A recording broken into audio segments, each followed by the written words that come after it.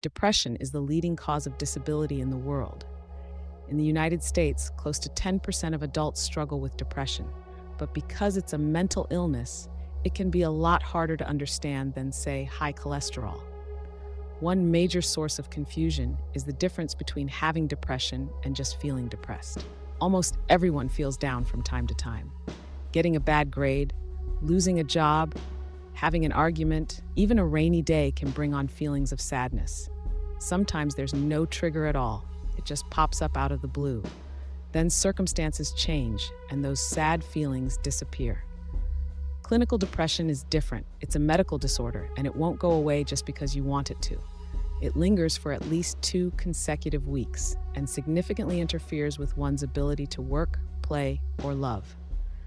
Depression can have a lot of different symptoms: a low mood, loss of interest in things you'd normally enjoy, changes in appetite, feeling worthless or excessively guilty, sleeping either too much or too little, poor concentration, restlessness or slowness, loss of energy, or recurrent thoughts of suicide. If you have at least 5 of those symptoms, according to psychiatric guidelines, you qualify for a diagnosis of depression. And it's not just behavioral symptoms. Depression has physical manifestations inside the brain. First of all, there are changes that could be seen with the naked eye and X-ray vision. These include smaller frontal lobes and hippocampal volumes.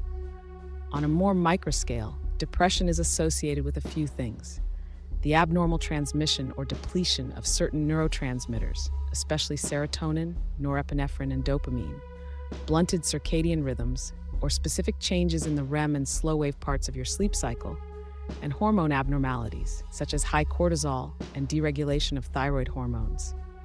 But neuroscientists still don't have a complete picture of what causes depression. It seems to have to do with a complex interaction between genes and environment, but we don't have a diagnostic tool that can accurately predict where or when it will show up.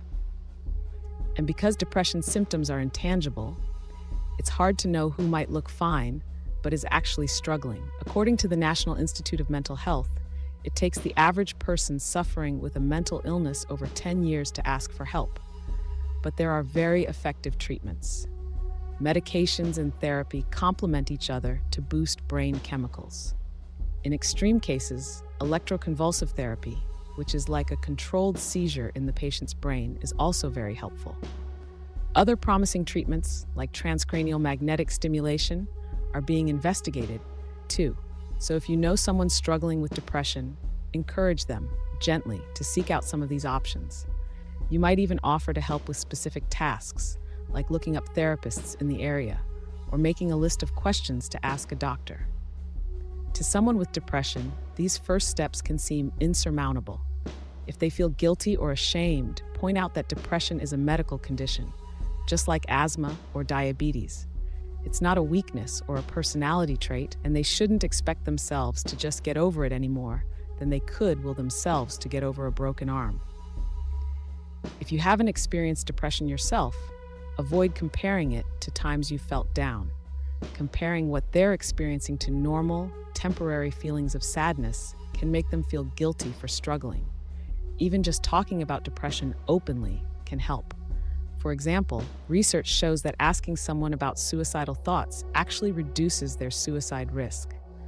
Open conversations about mental illness help erode stigma and make it easier for people to ask for help.